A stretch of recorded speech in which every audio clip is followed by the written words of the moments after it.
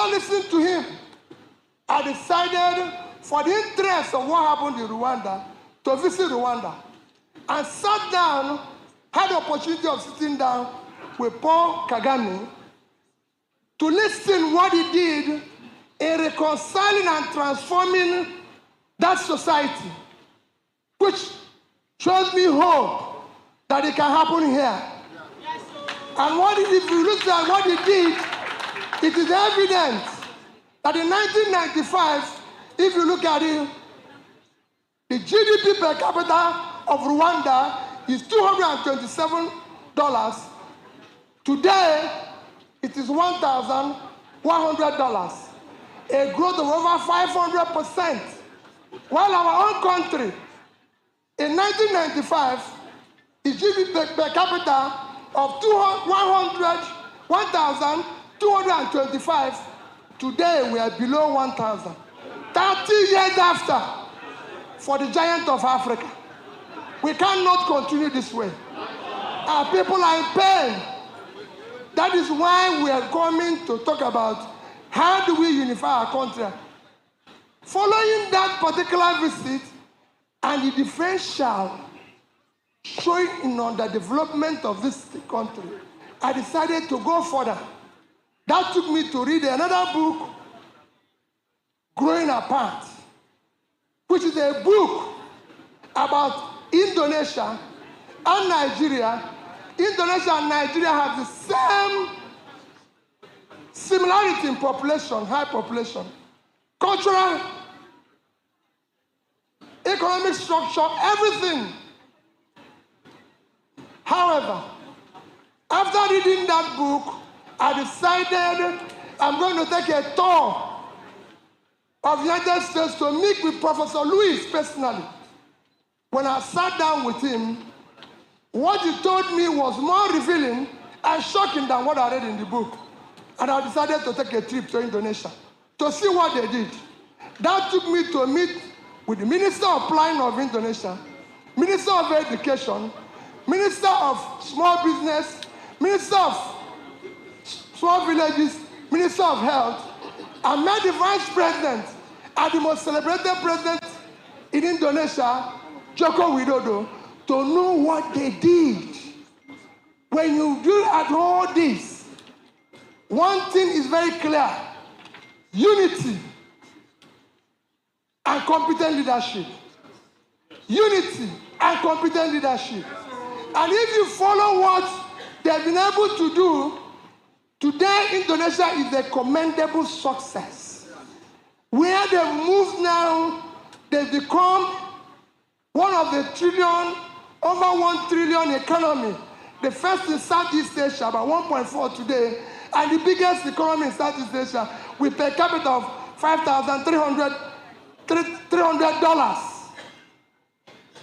When Nigeria, again lamentably, is today our GDP have halved from what it was 10 years ago to 240 and below 1,000 per capita. What did they do differently? Competent leadership and unity have shown what you can do. In all the studies, like I said, following that, you've listened where somebody who won a Nobel Peace Prize said that Nigeria knows what to do to prosper. The 2024 Nobel Peace Prize winner in economics said Nigeria knows what to do to prosper, but refuses to do it. Professor James Robinson of Chicago University. I spent 3 hours with him in Chicago University to listen about what he has to say. It all boils down to unity, competent leadership that have capacity, have commitment and compassion to change the socio-economic of the country. That is what we are lacking. And that's what we need to change. What they did is not rocket science. It can be done here and we'll get the same result. It is not rocket science. I've studied it, I've followed it all over. that is common about all these leaders is that they build consensus of their people. And how did they do it? By being honest to them and telling them the truth. A leader must speak the truth. A leader must be trusted. A leader cannot be part of telling people one thing and doing the opposite. You must do the same thing. If you must ask people to fast, you should not feast. Whatever you tell the people to do, the leader must show it. We can no longer sit in a country where our leaders tell us lie. We cannot. They are truthful people. They live a life of just. And that is what is lacking here. We have a situation where we said we are fighting corruption, but we have monumental corruption in front of us. We have a situation where we have closed our shop, chasing thieves, and allowing other people to pack whatever remains in the shop away. We borrowed more money than we have ever borrowed. We saved all the money we are supposed to save, and yet our people are dying of hunger. There's insecurity. Nigeria has never seen this level of insecurity. We have never seen this level of hunger. We have never seen this level of division, where our country is so divided that we are at the point of hating each other. I have traveled all over the place.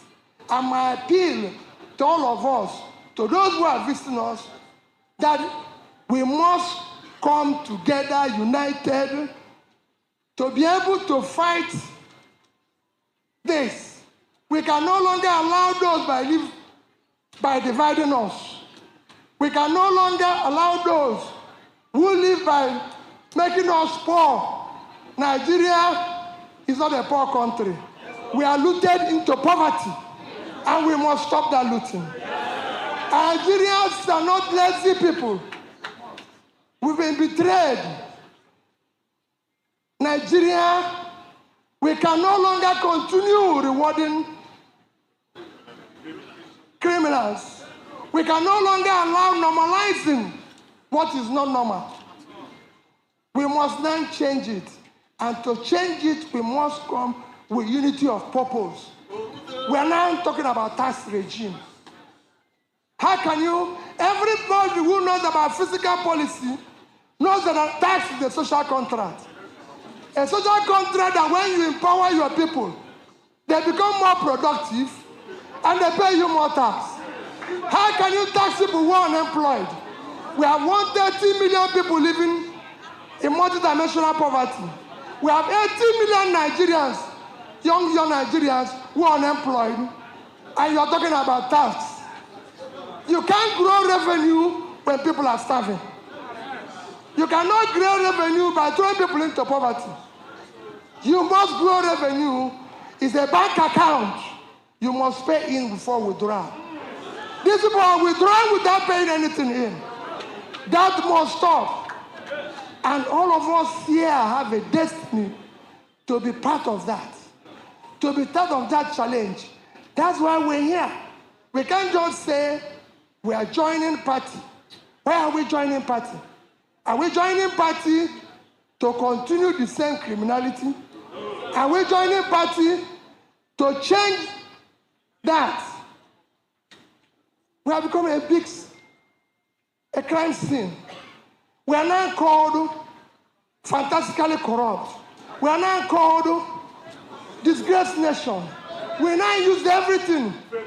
And I have gone around the whole state.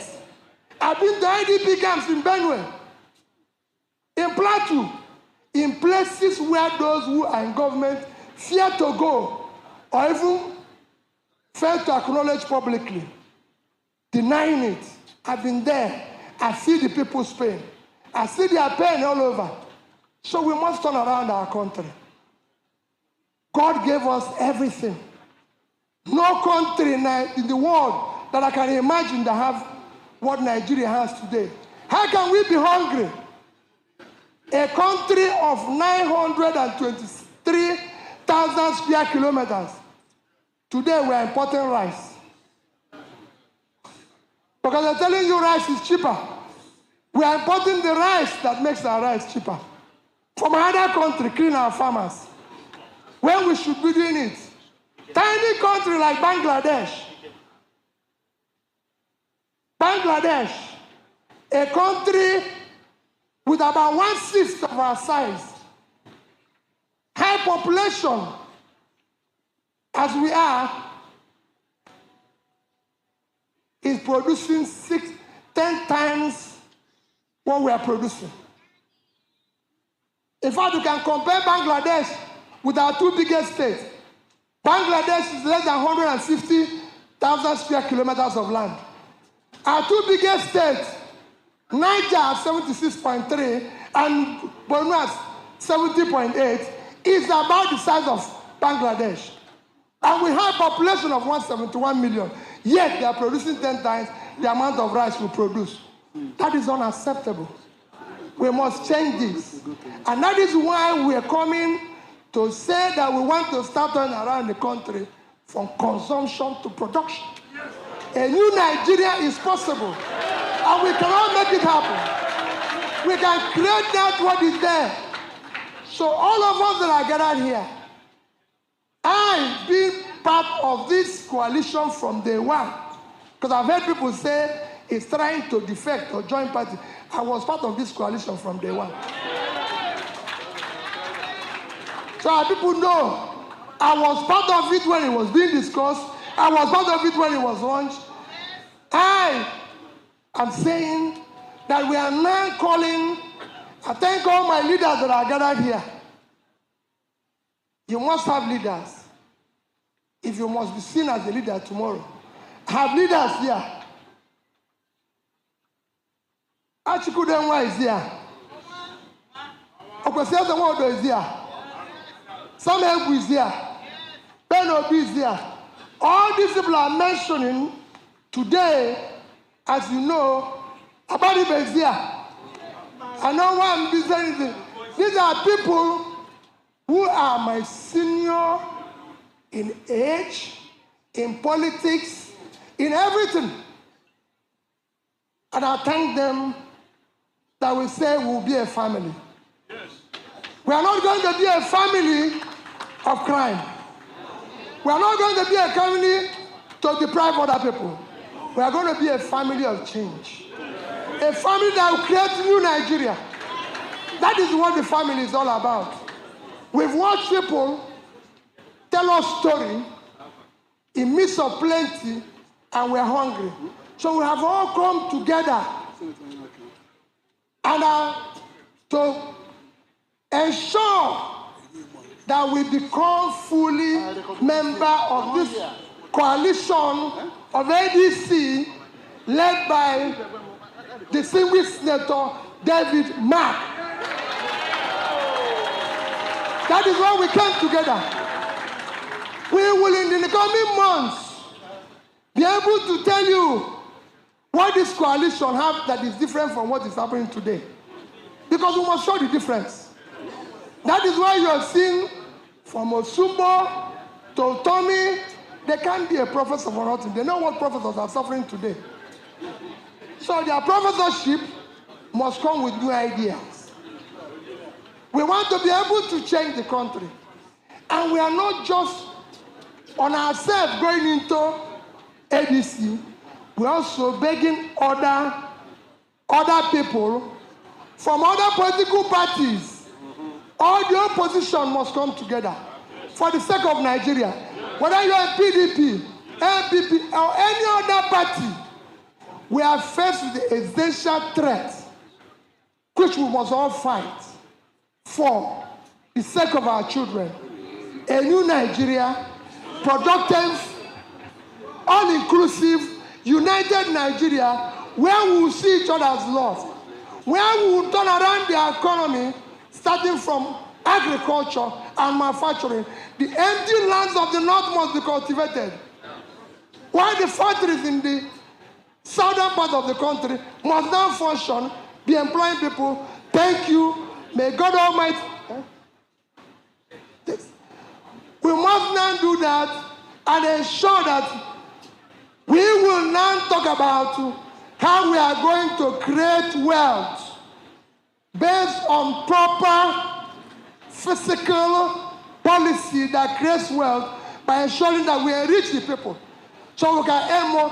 Those 80 million Nigerian youths, we must give them a hope to drive everything. One of the things I learned in Indonesia is that 95% of the employment comes from small businesses. And there were many youths. I went everywhere to see what they're doing. And it can be done in Nigeria. Imagine when we empower 80 million youths. And those 80 million youths either employ themselves or add one more person. We won't talk about unemployment in this country.